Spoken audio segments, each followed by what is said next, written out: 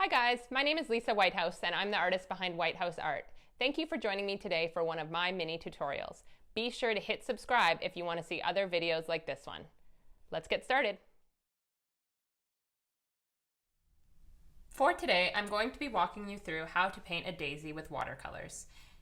To get started, you'll need a few different colors. I like to use cobalt teal, Prussian blue, cadmium yellow, yellow ochre, and Payne's gray for the blacks and the lines. I like to have a few different brushes on hand. I like to work with an angled brush, a liner brush, and I sometimes use a small flat brush for doing some of the droplets of color. Personally, I like to use an ice cube tray for all my different colors, and then I have my water as well. I've already sketched out the daisy on a piece of clean white watercolor paper. I like to use 140-pound paper. 140-pound paper. This one is a cold press in extra white. When you're drawing it out, be sure not to draw it too dark, as sometimes the lines can show through after. While you are able to erase all of those pencil lines, I find sometimes the really strong lines are hard to erase through the watercolors. So let's get started. So for the daisy, we're going to be working in layers. So for the first layer, I like to do a little bit of yellow on the center as well as some of the blues around the base of the flower. So what I do is I do a wet in wet technique. That's where I lay down a clear wash of water using my angled brush. Careful not to have too much water on the page, as it will affect how the paint bleeds. I find having a nice clear sheen is the amount you want versus having actual bubbles in the water. Then I take some of that cadmium yellow and I apply it to the top of the center of the flower. I like to allow the watercolor to just gradually bleed in. So I can sometimes help it along a little, but over time it will bleed towards the center, so feel free to just let it. That creates a nice gradient versus strong lines. So then I take a bit of yellow ochre and I do a couple of dots in and around the center. This is just creating variation that you would normally see in the center of a flower. So that's all I'm doing there. And we'll be adding the black on the second coat. With watercolors, it's important to work in layers, only because if you try to do it all in the first layer, you're going to end up muddying the colors. And that's where they all bleed together and everything sort of becomes a grayish brown. So there's a lot of patience involved. So next step, we're going to be doing some of the lines that are branching out, the soft teals and blues that branch out from the center of the flower.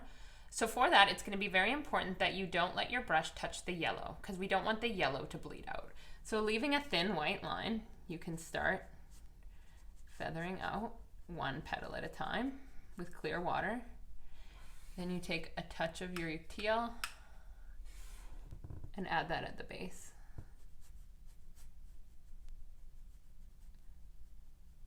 And this is all we're doing for the first layer, is just a soft undercoat. Then take a bit of the Prussian blue and do the same thing. Being careful not to add too much, because we're going to be going back and adding a bit more. So that one would be done now. So then we keep making our way around the flower. And in this case, I allowed one petal to bleed into the other. For the second coat, we'll be creating a bit more differentiation between the petals, so not to worry if they bleed together. I sometimes do more than one at a time just because it's easier to get your brush dirty once. You can see here that the yellow is bleeding in a bit to the teal. It's not a big deal in this case, but if you have a lot of the bleeding happening, I recommend taking a paper towel, like the one I have here, and just dabbing up around the base to make sure they don't bleed too much. So we keep going around. So I'll do a few at a time, just for the sake of keeping things moving. But feel free, if you're just starting out, to do one at a time.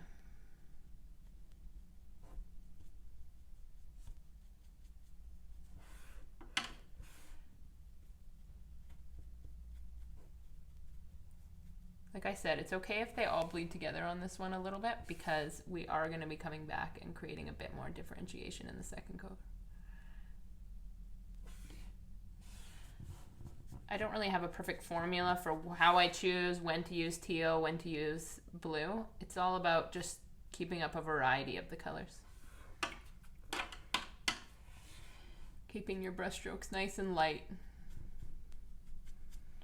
It's the beauty of loose watercolors, is even if you make a small mistake, it's no big deal. It adds to the beauty of the painting.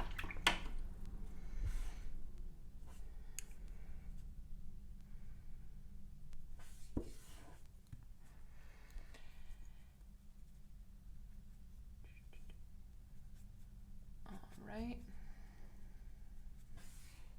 So for the top, I'm just gonna keep it a little lighter. More teal, less Prussian blue. And I think it can be fun even for the top to take a little bit of yellow and just add that around the top. Change things up a little bit.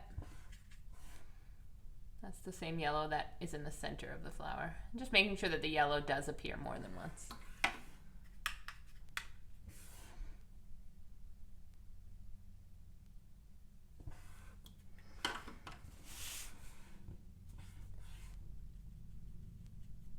I like to work with a watercolor block because I find that it gives me that flexibility to easily move my paper around because it's quite small. If you've never used a watercolor block before, it's just when the papers are all glued together around the edges with a small break in them where you can stick a knife or a card and make your way around once the piece is finished. Just keeps the paper from wrinkling as you're working with it.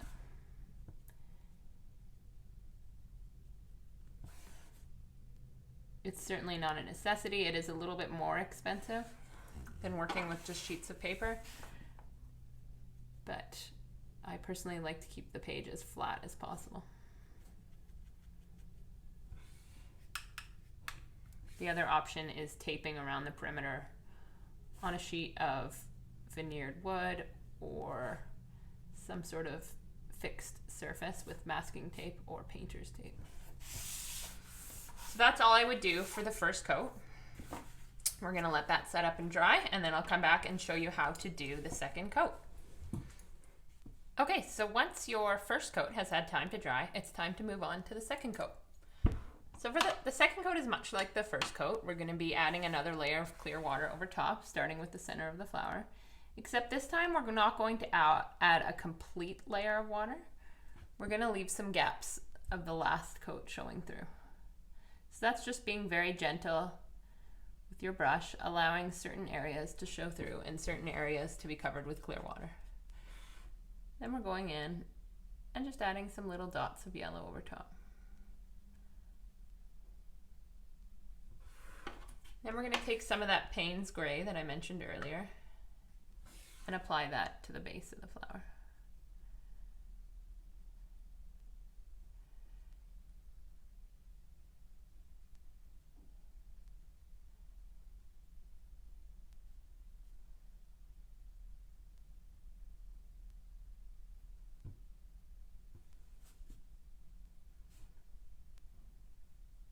As it dries, the gray is going to actually lighten a bit, so we'll have to come back to that again, most likely.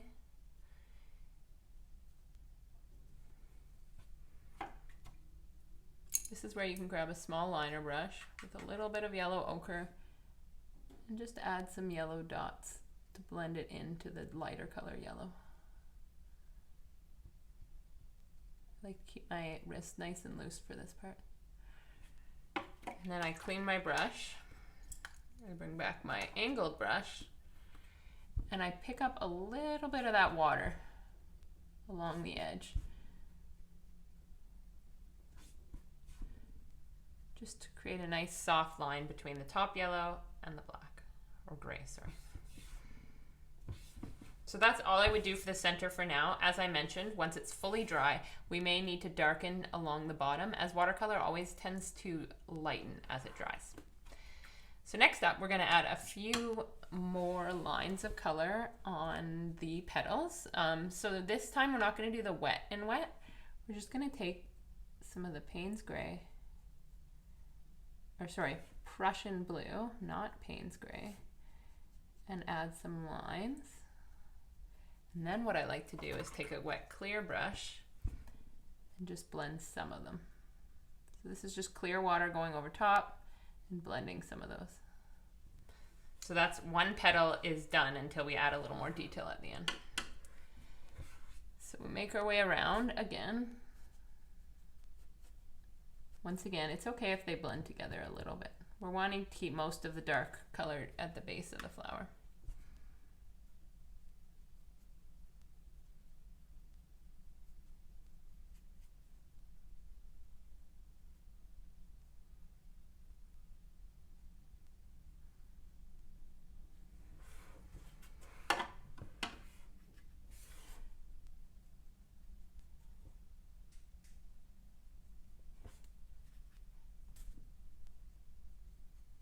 This is where we're starting to see a bit more definition because I'm allowing the Prussian blue to define the edges a little bit more on the second coat.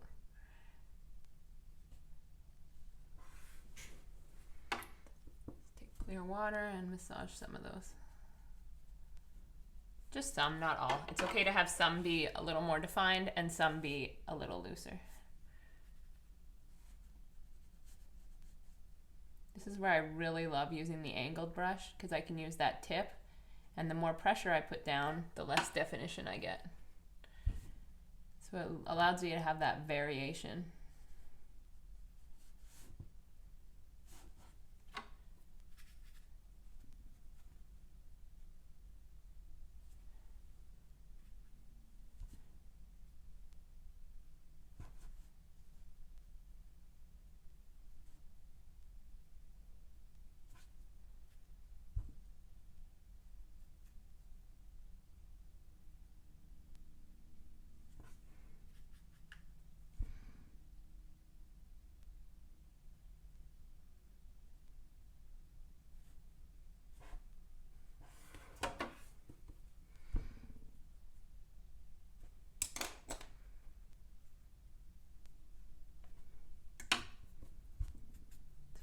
As I move around, I'm going back with clear water and just softening up those lines as I mentioned before.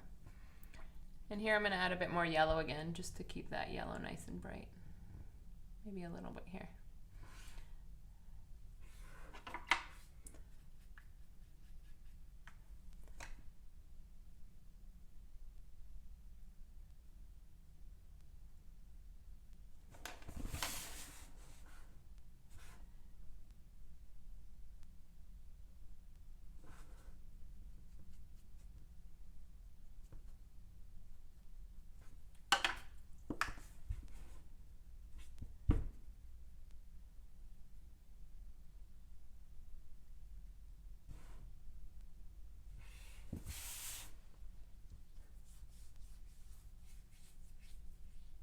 All right, so that's it for the blue. So now what we're going to do, because we never really allowed the paint to come fully to the end, we can go back and add some of the greens around, and that just implies that there's some foliage around the edge without actually defining the leaves.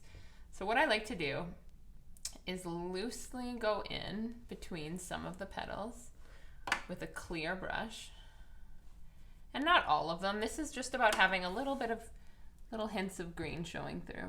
And if you find there's areas where it hasn't dried, you can either wait for it to dry, just pause the video and come back, or you can go in and allow those to bleed out a little bit too.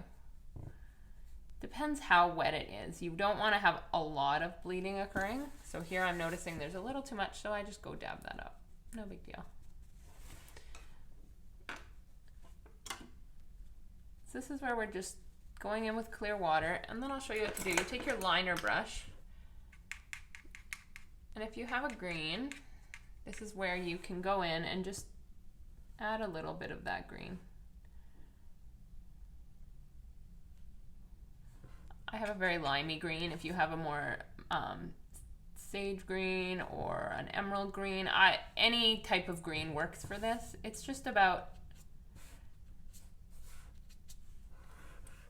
adding a bit more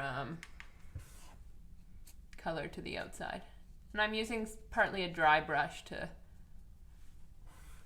make my way out.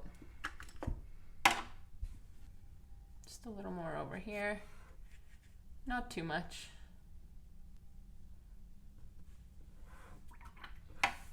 And this is where you want to use your flat brush like I mentioned. So taking your flat brush, you get it nice and wet, add a little bit of the green, and just add a few of those drops. I prefer to tap the brush with one finger. Some people who are beginning like to just try like this with two hands. I recommend practicing on a sheet of paper before you get started, just to make sure you get the technique down before you go splattering. Sometimes with the splatters, less is more. So don't go too crazy. So that's pretty much it for that layer. We're gonna let that set up now, and then at the end we're gonna go ahead and add all of the little black details. So let's let that dry for now. Okay, welcome back. We are going to work on the last and final details for the painting. Now that it's had a chance to fully dry, that means there's not a single wet spot on it. You should feel it. There shouldn't be any wetness to your page. So for the final coat, we're going to add some of those black dots that you see in the base of the flower. And that's just taking your liner brush and gradually adding specks to the bottom with your Payne's gray.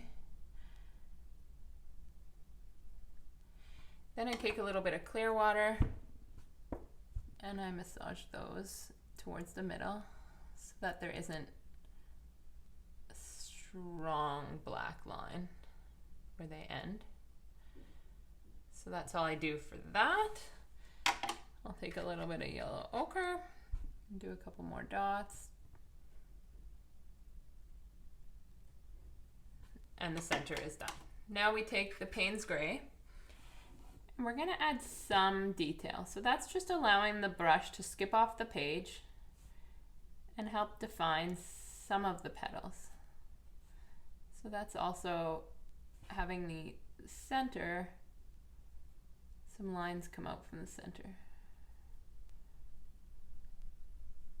And this is where you're really starting to define each petal.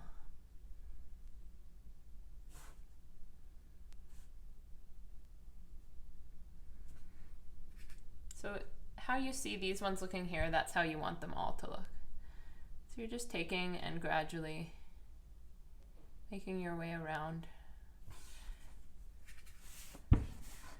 So finish these lines first and then I'll go around and do the rest.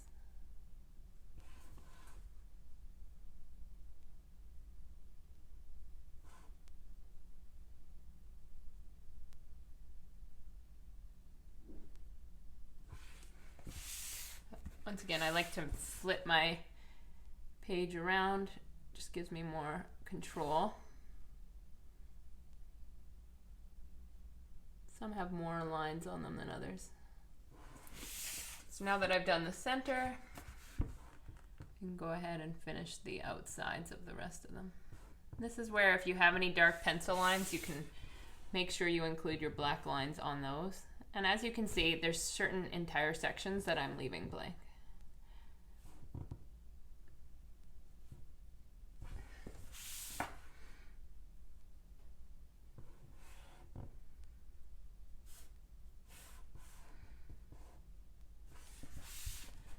Gonna add a bit more detail on them.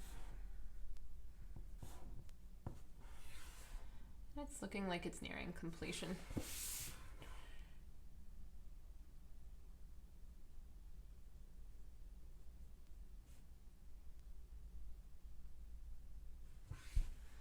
So that's pretty much all you want to see for that layer. And then what I like to do is, once this layer is dry, I'll sometimes take a little bit of white.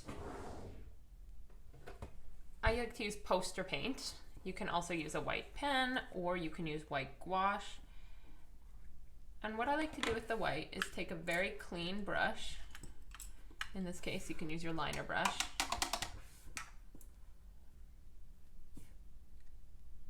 A tiny bit of paint and just add a few more lines in. It just adds a little bit of detail. A few dots on the center.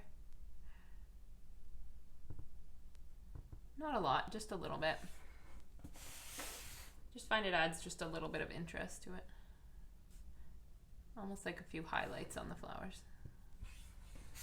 And just same as the black, working your way around and adding some where you see.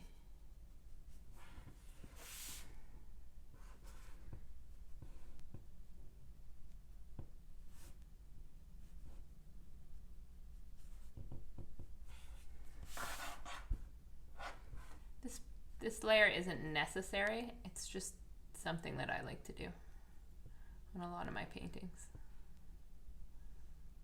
With watercolor, working with white can be a bit of personal choice. Sometimes people prefer to leave the white of the paper showing through. I like to do that when it's possible, but sometimes with these details, it's easier just to come in after.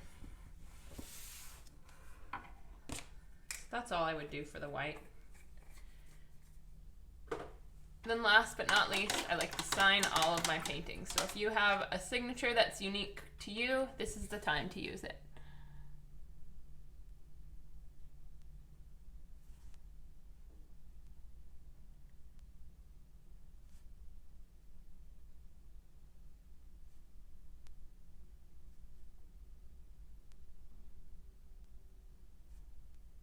This is the signature you'll see on most of my paintings.